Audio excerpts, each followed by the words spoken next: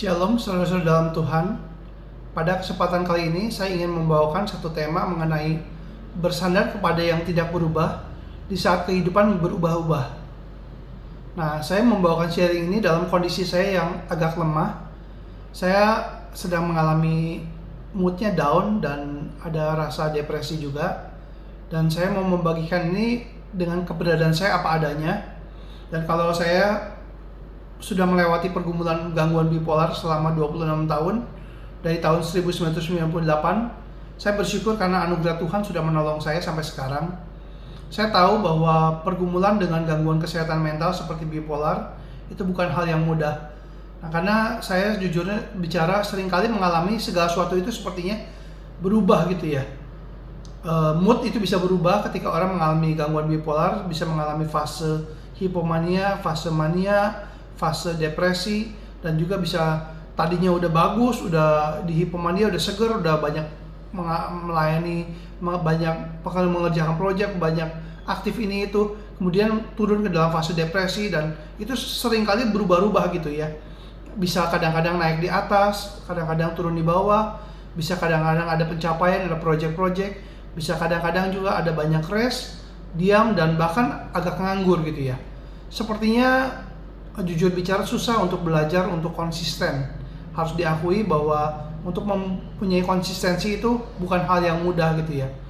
Tapi dari satu hal ketika kehidupan berubah-ubah, ketika mood bisa berubah-ubah, saya belajar bahwa harus belajar bahwa untuk sadar kepada hal yang tidak berubah.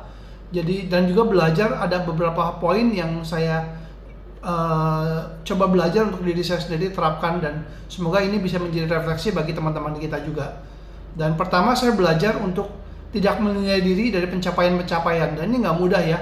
Sebagai seorang, apalagi laki-laki ya, kita seringkali menilai diri kita dari pencapaian-pencapaian kita, dari prestasi-prestasi, dari project-project, dari materi, atau dari juga bisa menilai diri bahkan juga terjatuh di dalam prestasi-prestasi pelayanan gitu ya.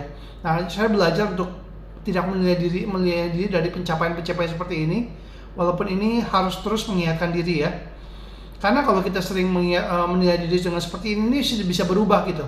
Kadang-kadang prestasi kita bisa baik, kadang-kadang prestasi bisa buruk. Project kadang-kadang bisa ada, kadang-kadang project bisa tidak ada.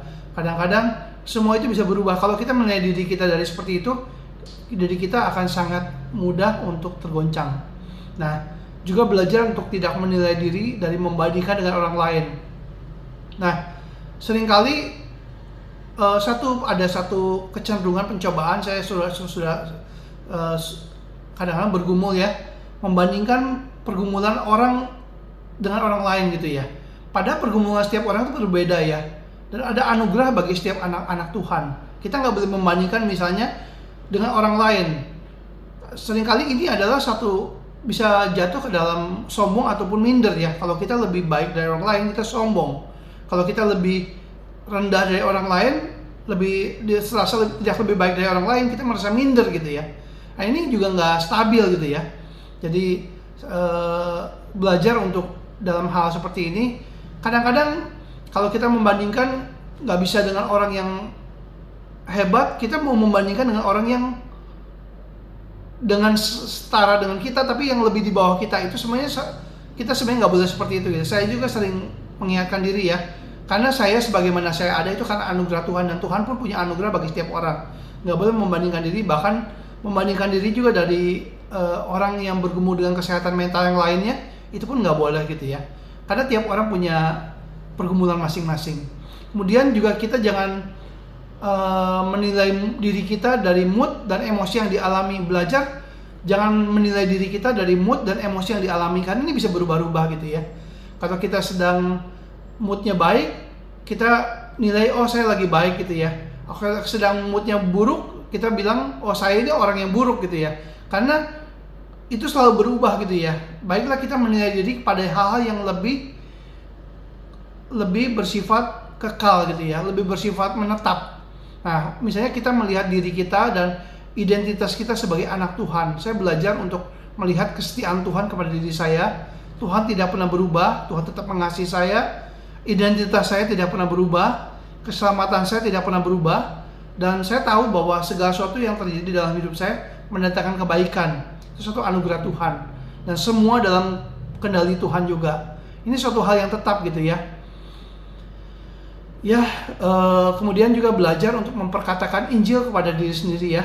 Seringkali dalam kehidupan ini bisa jatuh bangun, bisa jatuh dalam pencobaan dan dosa, kelemahan, dan belajar memperkatakan, mengingatkan diri pada Injil ya, bahwa Tuhan begitu mengasihi kita, mati bagi kita.